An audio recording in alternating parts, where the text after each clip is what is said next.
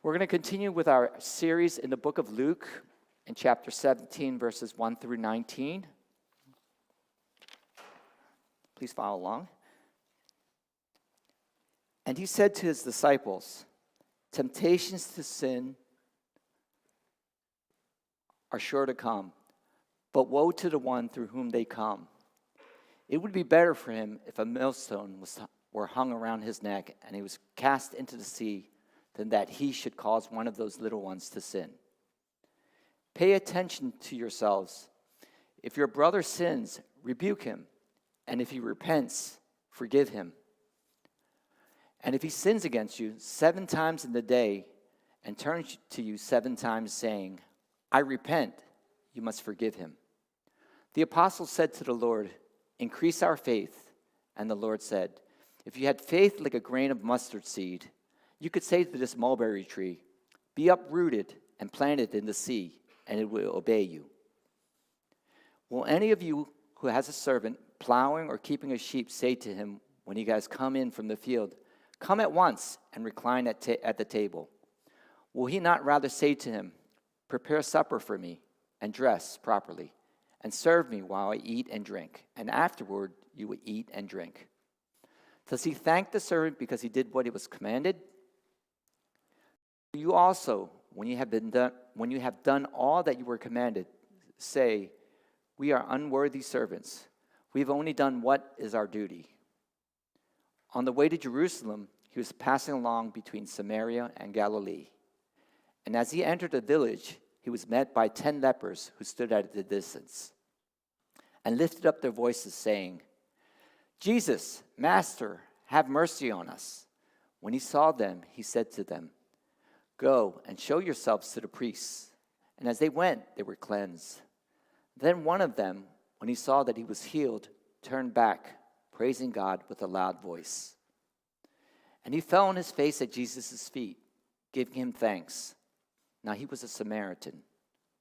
Then Jesus answered, were not 10 cleansed? Where are the 9? Was no one found to return and give praise to God except this foreigner? And he said to him, rise and go your way. Your faith has made you well.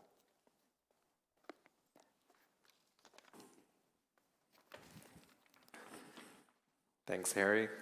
Good morning, everyone. Glad you can join us as we continue in our sermon series in the book of Luke. As I've been saying most weeks, that the theme of the book of Luke is follow me. And each week, what we are doing is that we are taking a look at these different passages in the book of Luke and specifically focusing on what does these passages tell us about following Jesus, right? What does it look like for us to actually follow Jesus? And each week we've been taking a look at different aspects of our walk with Christ. And we just got done with the 2 hardest parables, not just in the book of Luke, but I think in the Bible as a whole. We had the one where they have Lazarus, right, with that crazy picture of heaven and hell. And then you also have the parable of the dishonest manager, where Jesus commended him for being shrewd. And we're kind of past these 2 really hard parables that, kind of all talk about money.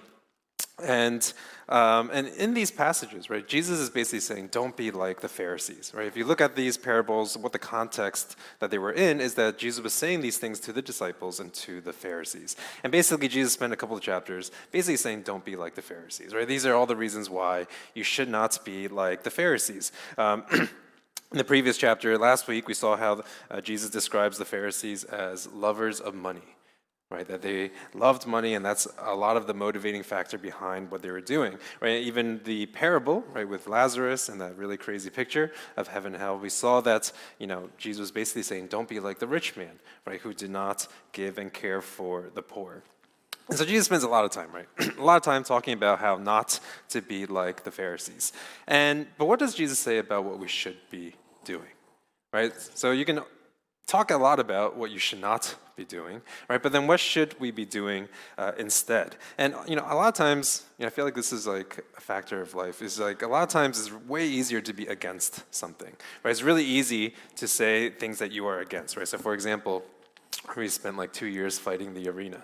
And if you came out to any of those marches, you'll see like all different kinds of people there, right? So many different kinds of people, all walks of life, showed up to be against the arena, right? In many ways, it's easy to unite over things that you are against, right? We even see this in foreign countries and stuff like that. You see groups that would never ever get along with one another come out and be against a certain politician or a certain leader, and it's really easy to be against something, but it's actually really hard to agree on what you should do instead, right? Even with this arena thing, it's like, okay, now we still have the fashion district, but what are we supposed to do with that, right? And it's really much harder to actually agree on what you should be doing in that space. It's much easier to just say what you are against. And so Jesus, right, talks a lot about what you shouldn't do, right, what you're against, and don't be lovers of money and stuff like that, and we can agree on that. But what are things that we should be doing?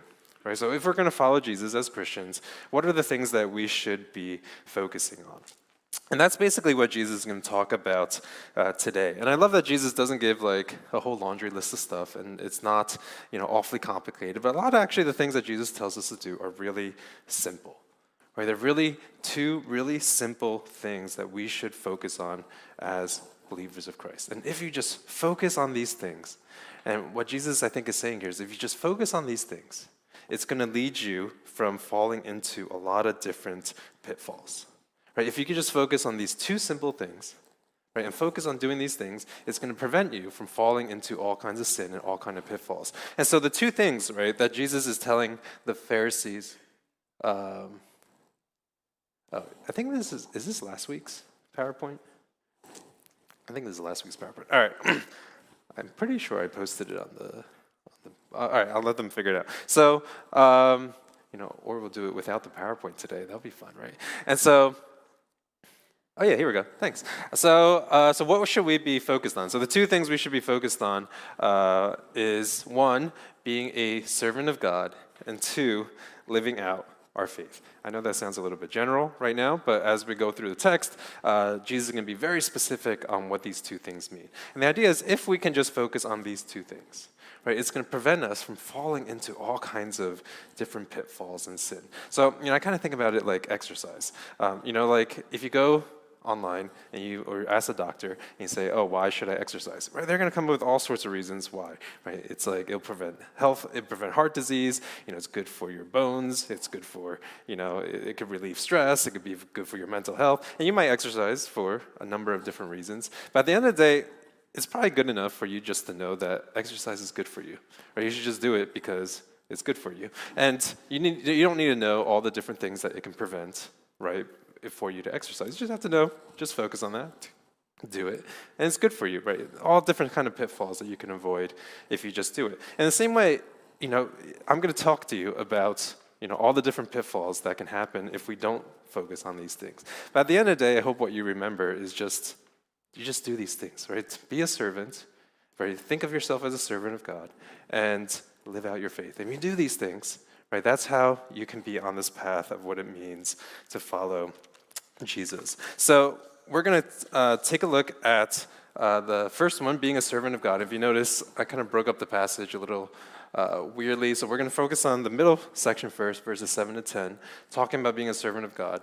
And then we'll go through 1 through 6, 11 through 19, in terms of living out our faith. So let's take a look at it. Okay, so what does it really mean to be a servant of God, right? A little bit vague, but let's put some meat on the bones. What does it actually look like to think of ourselves as a servant of God? And so here, starting verse 7, Jesus says this, will any one of you who has a servant plowing or keeping sheep say to him when he has come in from the field, come at once and recline at table? The expected answer here is no, you will not say this to your servant. Verse 8, will he not rather say to him, prepare supper for me, dress properly, serve me while I eat and drink, and then afterwards you will eat and drink. Verse 9, does he thank the servant because he did what was commanded? The expected answer there is no, he does not thank the servant. Verse 10, so you also, when you have done all that you were commanded, say, we are unworthy servants, we have only done what was our duty. All right, so a little bit harsh sounding, perhaps to you as well. But first things first, I just want to say that Jesus here is not condoning slavery, right? Obviously, at that time, during the Roman period, right, there was slavery that existed as part of that.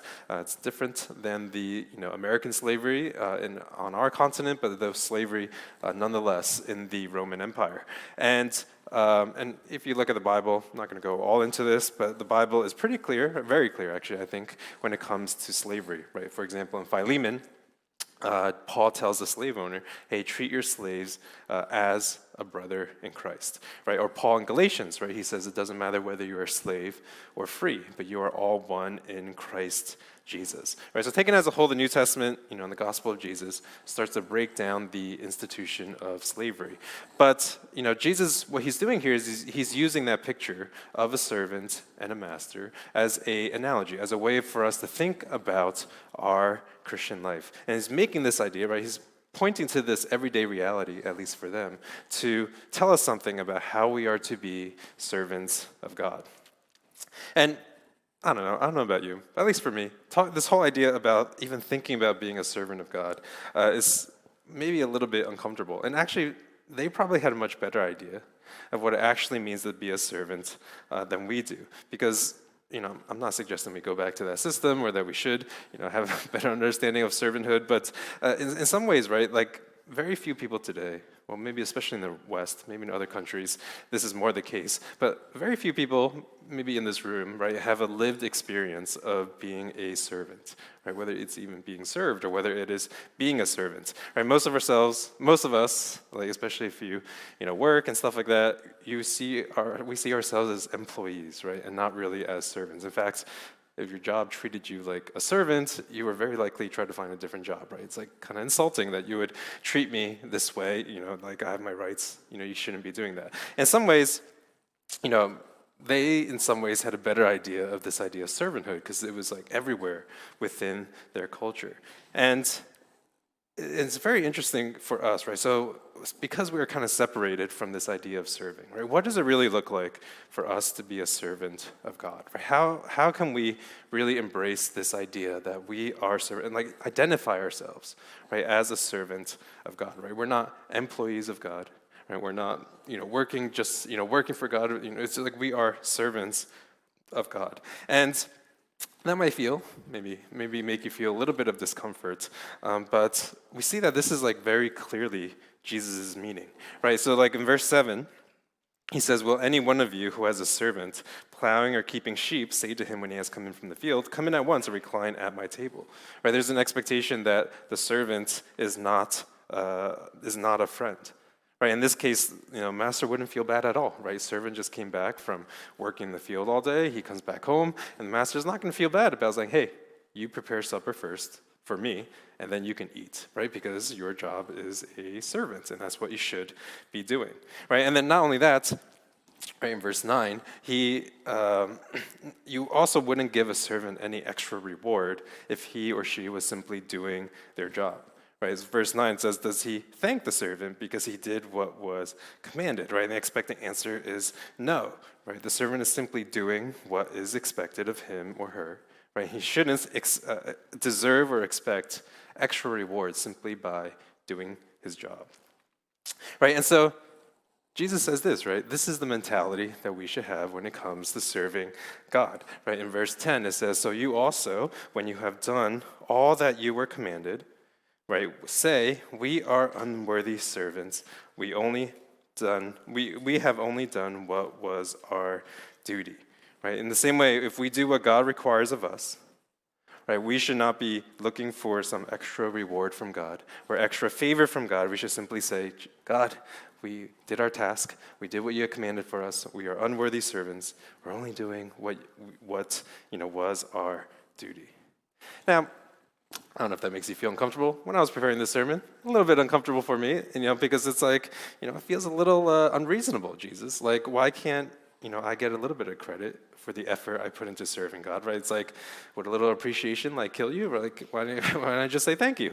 It's like, that sounds like a nice, polite thing to do. Like, why do we have to adopt this mentality of like, oh, no, no, no, I'm an unworthy servant, right? Just only doing what you commanded. Like, why does Jesus say this, right? And so the idea, like basically what I was saying in the intro, is that if you take on this mentality, right, it's going to actually prevent you from falling into all kind of pitfalls. Right? In some ways, we want to fight against this and see ourselves differently than this. But if we kind of really embrace this, it's going to prevent us from falling into all kinds of things. And the two I think that Jesus has in mind here, especially, are selfishness and pride. Right? And so, like, you can even serve God and do so for selfish reasons or for it to increase your pride. Right? And it's possible. So if you think about it this way, like, if you can obey God and do it for selfish reasons, right? You can actually obey. You can actually have an outside, action and exterior of obeying God, but actually do it for really selfish reasons. And so, usually when we see someone who's like really obeying God and doing what God is, commanded of him, we immediately just assume that that person is really, good and really holy. But that might not actually be the case. If we dig in a little bit deeper as to why he or she is obeying God, we might find something different. So for example, like the Pharisees, right? Why did they obey God? Right? They were really, really good on the outside. They had a good reputation among all the people. They looked like they were following God all the time. But one of the reasons why they obeyed God, right, I think, is because it gave them greater social standing among the people. Right? They obeyed God because it made them look really good in society. Right, they obey God because it made them feel really good about being really important, right, in their culture and in their society. Right, and if not that, I think churches everywhere, right, and this is, maybe a little bit of a challenge for us. It's like, I think in churches everywhere, right, sometimes we obey just to fit in. Right, sometimes we have a community and, it seems like everybody else is doing this, and so why don't we do it too, right? I should do it too because I want to fit into a community. And you can obey God. Right, you can obey God, but yet not do it because of love for God or do it for the right reasons. You can obey God for selfish reasons as well. Right, so one example in the Bible is like Ananias and Sapphira. Right, Ananias and Sapphira, they were part of the early church, and they wanted to fit in. Right, and basically back then, everyone was selling their houses and giving the proceeds to the church. And Ananias and Sapphira were pretty wealthy, and they were like the only rich people not doing this. And they're like, well, I want to fit in too, right? Like, I want to be part of this group. And so they did it too. But, of course, I'm not going into the whole story, but of course, it got revealed that their good deed, right, the good thing that they did was actually done for selfish reasons. Right, and so you see, like, it's not just, the exterior amount of obeying God. It actually could be done for selfish reasons. Another reason why you might obey God is like maybe you think that it puts God in your debt. Right? And the Pharisees did this as well. Right? The Pharisees, right, they obey God because it made them look good. But I think they also obey God because they thought that it meant that God owed them. Right? They had the mentality of, hey, God, I am serving you and I'm doing a good job and I'm putting a lot of effort into this, therefore you owe me. Right, therefore, you should give me the life that I am looking for. Therefore, you should answer my prayers. Right, look how a good job I am doing. Right, you owe me, God. Right, because of all this work that I am doing. And where do I get this from? Well, if you remember the parable of the father and the two sons, more commonly known as the prodigal son. But if we think about the older brother, right? What did the older brother say? Right, the older brother said, "Look, I have served you all my life, yet you haven't given me a goat so I can celebrate with my friends." Right, the older brother, all that obedience of the older brother, right, was for selfish reasons. Why didn't you give me a goat so I can celebrate with my friends? Right, they obeyed God in order to get things from God. And so you see, at first it sounds kind of harsh, right? A little bit harsh, right? To be like, oh God, we're just unworthy servants, just doing our duty. Right, but what we see here is that the reason why God tells us to do it is because it helps us avoid all kinds of these pitfalls that we can get into, right? If we just think, God, I'm just doing my duty. That's all I'm doing. I'm just a servant doing my duty. It prevents you from falling into pride, right? It prevents you from falling into doing it because of others. It prevents you from falling into comparing yourself with other Christians, right? Because of the work that you're doing, right? All these pitfalls are prevented if you simply say, God, I'm just doing my duty. I just want to be faithful to you. Right? And the thing is, like, this is not just true of the Pharisees, right? And throughout the Gospels, I want to remind you that Jesus' disciples, really weren't much better than the Pharisees during the time that Jesus was alive, right? Afterwards, when they had the Holy Spirit and they, really grew spiritually, they were a little bit different. But when when they were with Jesus, they were really not mature at all. And so, for example, we know from the Gospels that the disciples would argue among themselves about who would be the greatest disciple, right? And they was just like bickering and arguing all the time, like, oh, I'm greater than you, I'm better than you, right? And it's just like, I can't imagine being Jesus, just be like, guys, stop arguing. Like, why are you guys all bickering about this, right? Or, you have the story of like James and John arguing about, I'm going to sit at Jesus' right hand, right? I'm going to be the one, I'm better than you, I'm going to be there. And in Mark, actually, Jesus says basically the exact same thing as what Jesus is saying here. Right, he says, right, the disciples are all bickering and saying who's the greatest. And Jesus sat down, called the 12, and he said to them, if anyone would be first, he must be last of all and servant of all. Right, that's what Jesus was telling the disciples. Right, you want to be great, you want to be, the first, then take on this attitude of serving. Right, so the idea here is that, it's possible to serve God, right, for a lot of selfish and prideful reasons, right? And, it's possible for us to do this as well, right? It's possible for us to also say, like, well, look how well I'm serving God, right? I'm so much more committed to serving God than, these other people, right? I should have, special treatment because of the way that I am serving God, right? You're probably not going to say that out loud, but maybe you can compare yourselves to other people in the church and be like, oh, yeah, I'm serving, better than that person or this person, right? And so basically, Jesus is saying, simply focus on being a servant, right? And it will prevent you from falling into all these different pitfalls. It will prevent you being prideful, prevent you from comparing yourself to other Christians, prevent you from thinking that you're somehow entitled to God's blessing, right? All these things can be avoided if we simply just say to ourselves, right, we are unworthy servants. We have only done what is our duty. Right, so this is the first point, right? So what originally maybe sounds a little bit harsh, to us. In many ways, this actually prevents us from falling all sorts of sins if we just take on this mentality, right? I just want to be faithful, no more, no less, right? So that's the first thing our passage tells us to focus on, right? What should we be doing as Christians? We should see ourselves as servants of God. The second thing that our passage tells us to do is to focus on living out our faith, right? Focus on living out your faith. And that sounds vague, but Jesus is going to actually tell us exactly what he means by that, right? Very specifically, this is what it looks like to live out your faith. So let's start in back in verse 1. So it says, and he said to his disciples, temptations to sin are sure to come, but woe to the one through whom they come. It would be better for him if a millstone were hung around his neck and he were cast into the sea, that he should cause one of these little ones to sin. Pay attention to yourself. If your brother sins, rebuke him. If he repents, forgive him. If he sins against you 7 times in the day and turns to you 7 times saying, I repent, you must forgive him. And one of the first things Jesus is saying here is that first, temptation will come. Right? It doesn't matter how mature, doesn't matter how many years you've walked with Christ, temptations will come. Temptations will always come.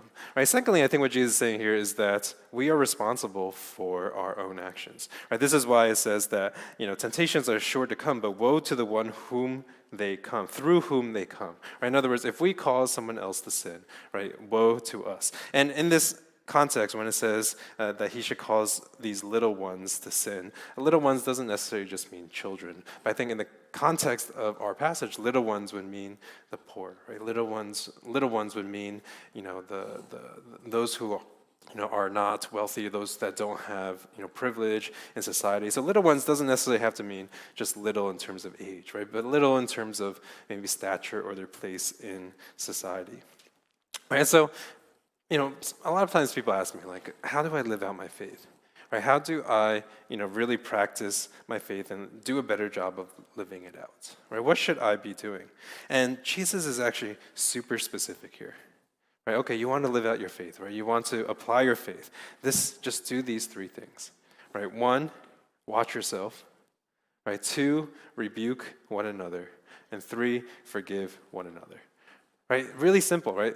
Live out your faith. How do you do it? Do these three things. Watch yourself, rebuke one another, forgive one another. Right? That's what it means to practically live out our faith. So, for example, the first one is, pay attention to yourself. Right? What does that mean?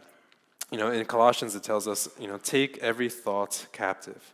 And what that means is to watch for, impure or sinful thoughts that may enter into your minds. Right? Be careful of the doubt or the pride or the greed, right, that can enter into our lives. Right? Watch yourself in all areas of your life, right? Because temptations will come. And it's interesting that all throughout the Bible, Jesus, people we see this idea all the time. Right? So I'll just show you some examples. So first, Moses actually says this to the Israelites, especially when they were about to go into the promised land. Right? Moses tells them, only take care and keep your soul diligently, lest you forget the things that your eyes have seen, and lest they depart from your heart all the day of your lives. Right, he's telling the Israelites, remember the great works that God did for you in bringing you out of Egypt. Right? To keep your soul diligently. And of course, if you know the story, right, the Israelites eventually fall into sin. Right? They did not keep a close watch on themselves. They let all sorts of temptations come in. We also see, this is more of a negative example. We also see a positive example for this in 1 Timothy. So this is Paul, right, telling his disciple Timothy. He says, keep a close watch on yourself and on the teaching. Persist in this, for by so doing, you will save both yourself and your hearers. Right, as far as we know, Timothy did this well. Right, he kept a close watch on his life. Right, so that's number 1. Right, if you want to live out your faith, watch yourself. Or so if you want a little more modern version of this, Ice Cube had a song, I think back in the 90s. It was, I think it was called "Check Yourself Before You Wreck Yourself." So, maybe that's a little more memorable than "Watch Yourself." All right, you guys don't know? No, you don't remember that? Okay, some people do. All right, so a little cringy to say that. All right, I won't quote Ice Cube again. Sorry. All right, so first is watch yourself. So second. What was the second reason? The second reason is if your brother sins, rebuke him. Now, I have to say that for this one, if you watch yourself closely, right? If you really watch yourself closely, right, you're only going to get so far. And the reason why you're only going to get so far is because all of us have blind spots. Right, all of us, even if you watch yourself really diligently and watch yourself really intently, right? Every single one of us has blind spots. Right? We all have little temptations that can come into our lives, and we're completely unaware. And this is why we need a community, right? A church community that can help us to follow Jesus. Right? If we really want to follow Jesus, we need a church community to help us in doing so. And I have to say that this is the one that we're probably the worst with. Right, it's it's not like we don't notice other people's sins. It's just like we tend to talk about it behind their back rather than just talking to the person and being, hey, listen, right? Like I'm noticing these things about your life, right? And it's really no fun to be rebuked, right? I don't know if anyone really enjoys being rebuked, but what I want to say is that if we are really serious about following Jesus, like we really want to follow Jesus, right? We will also have to admit that being rebuked is a necessary part of that.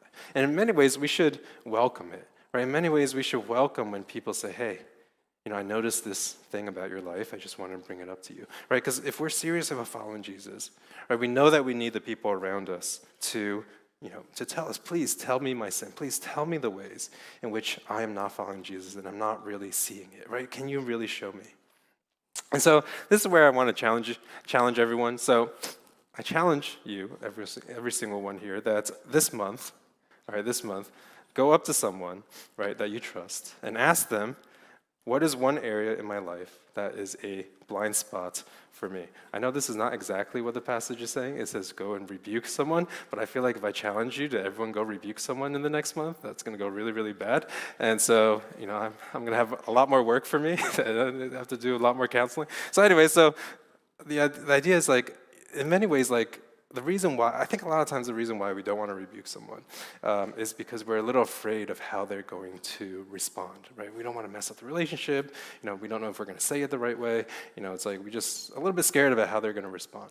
We're afraid of conflict. And so my challenge to you is actually, if we can take on the attitude and the mentality of saying, hey, I need you, right? You're someone that has watched me live my life, and I need you in order to tell me how I can better follow Jesus, right? And so this is my challenge to you. I know, maybe we'll get there if we can all have this mentality of, being willing to receive rebuke. But that's my challenge to you. And maybe this will take us one step closer, right? One step closer to being able to be this community that we want to follow Jesus, and we all understand that we want to follow Jesus, right? So we don't rebuke out of spite. We don't rebuke because we don't like the person.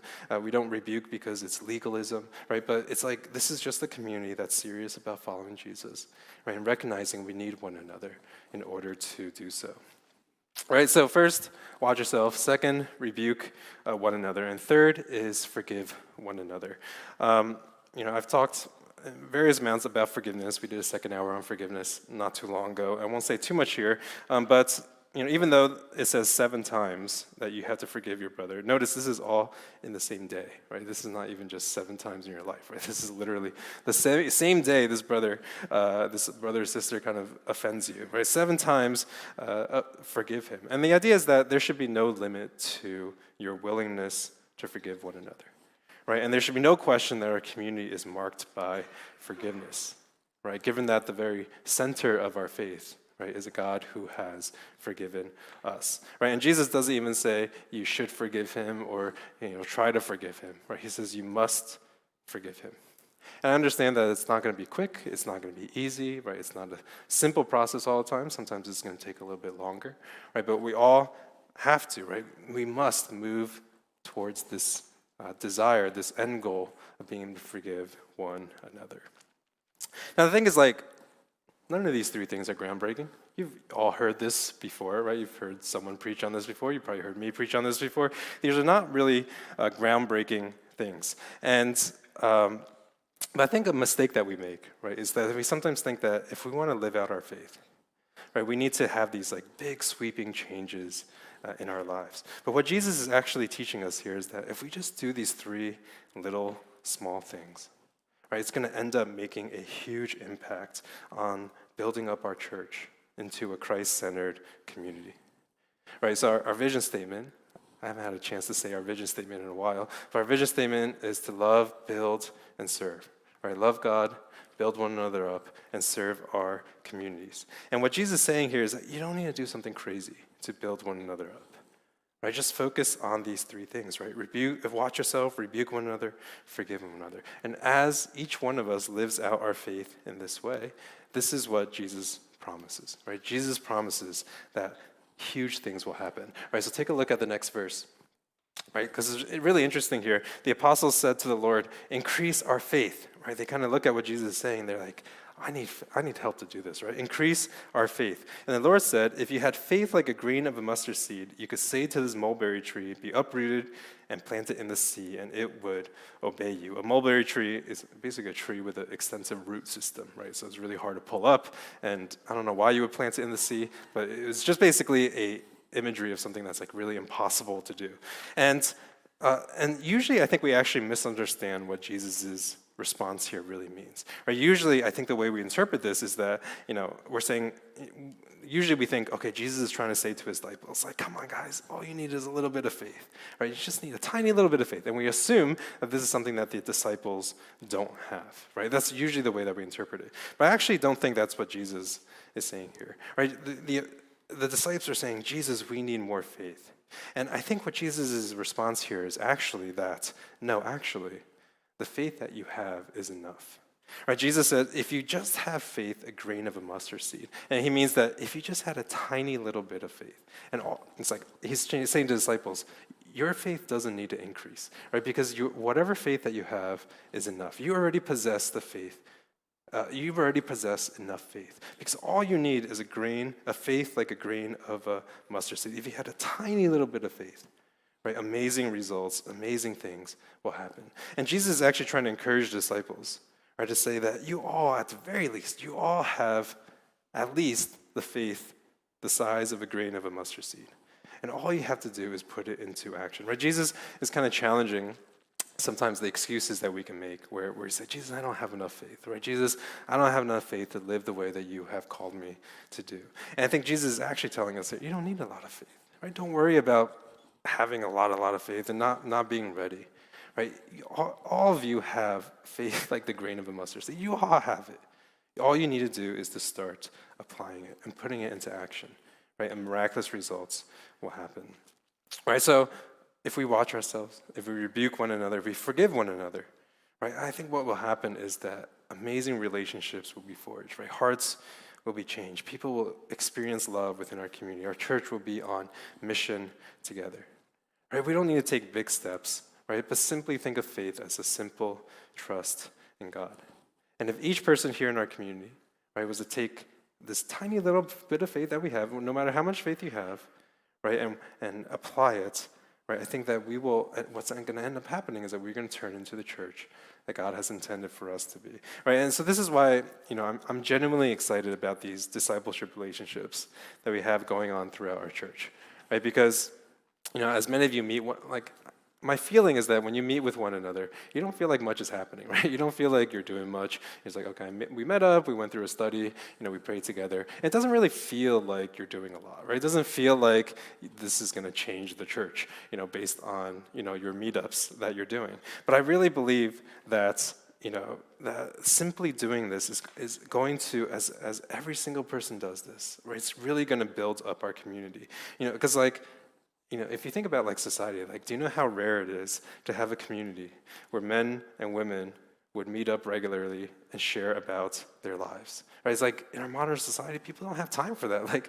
Who does that in modern society? Hey, let's meet up and actually share about what's going on in our lives, right? That's really not something that people do, right? So I really want to encourage you, we have our next signups going up to sign up. It may not feel like you're doing much, right? It may not feel like it's making a huge impact, but I really believe these tiny little steps of faith, all throughout our church, right? He's going to build up our church into the community, right, that God has intended for us to be. All right, so as we move on to this last section of our passage, after saying these things about faith and what it means to live by faith, what Jesus does here at the very end is that he gives us an example of what simple faith looks like, right? The disciples are like, we don't have enough faith.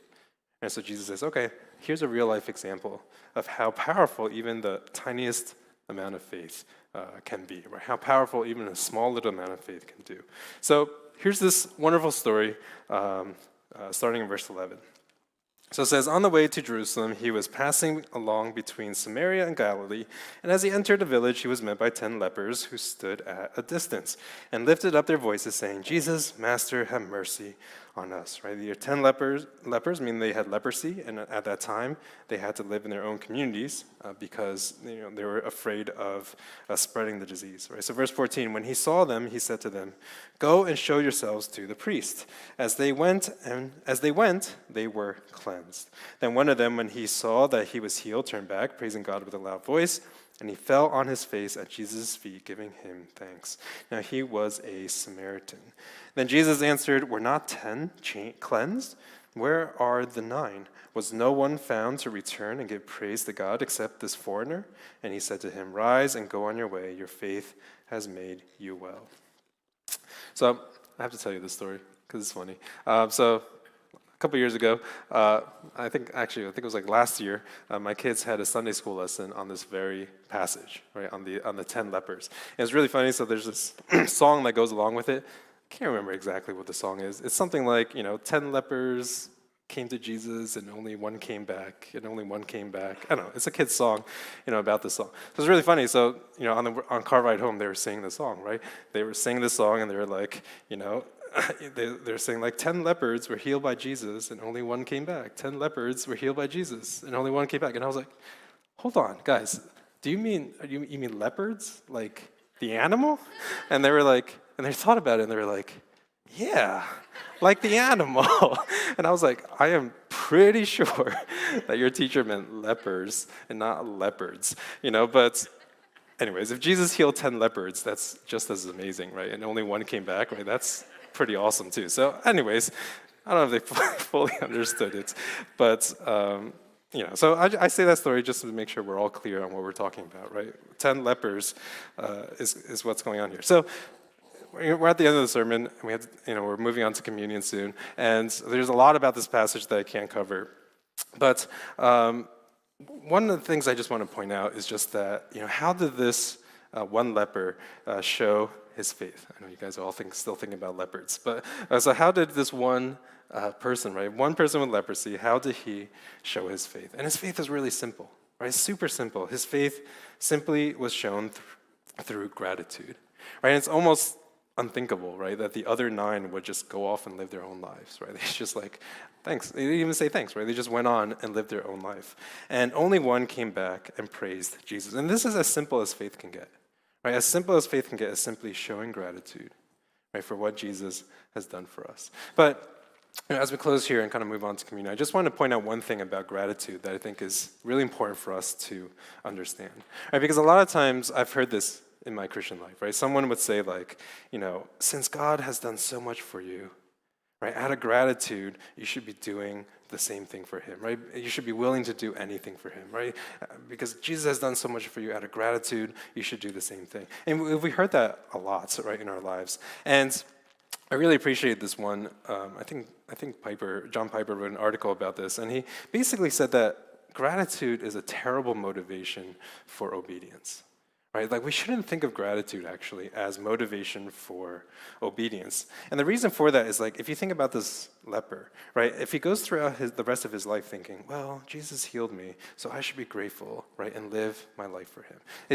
He's going to be filled with a tremendous amount of doubt and maybe even doubt and also like just guilt, right? Because he can't maintain that level of gratitude, right? You just can't maintain that level of gratitude all throughout your life. And so I think the idea is like if you use gratitude as a motivation for future obedience, right? I think it's actually a bad motivation.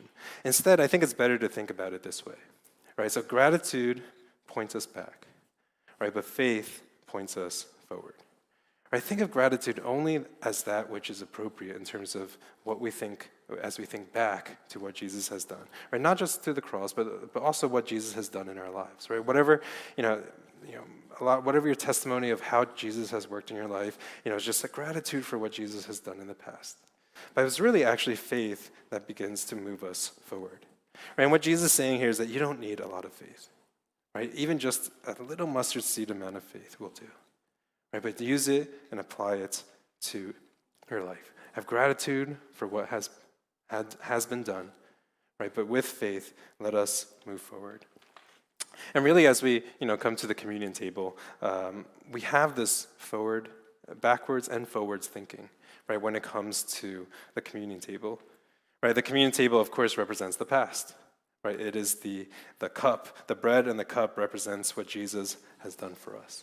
Right? So as we approach the communion table, we also do so out of gratitude. Right? The communion should fill us with a deep sense of gratitude for what Christ has done for us. But at the same time, the communion table points us forward. Ever since COVID, we've been using these cups, and I really don't like these. It tastes terrible, and it's just not great. So I've been very tempted many times to switch it to something better tasting, because it's almost distracting how bad these wafers are and stuff like that. So I've been thinking about it, and then I don't know. I see a lot of nodding ahead, so maybe I should change it. But in some ways, I think it's okay, and the reason why I think it's okay is because the fact that they don't taste, very good, points us actually, the inadequacy of this meal, right, actually points us forward to the banquet that is to come, right? As bad as this meal is, it kind of represents this life, right? It's inadequate, it's simple, doesn't taste very good at times, right? But in many ways, communion table points us forward, right? It's supposed to point us forward, right, to the great banquet meal that is to come. Right, we're not with Jesus yet, of course, but let this meal, as we have communion together, right, remind us of let it fill us with a sense of gratitude, right, as we look back. But as we look forward, let us be filled with faith. All right, so if you are a baptized Christian, right, we believe that communion is only for baptized Christians, and the reason for that is because it represents our fellowship with God. It represents our fellowship with one another. But if you're a baptized Christian, I want to invite you to come up and receive the elements, take them back to your seats, and then we're going to partake together. But let's spend some time with the Lord. I'm just going to give you some time to pray and be with the Lord. And let's look backwards with gratitude, but also let's look forward with faith.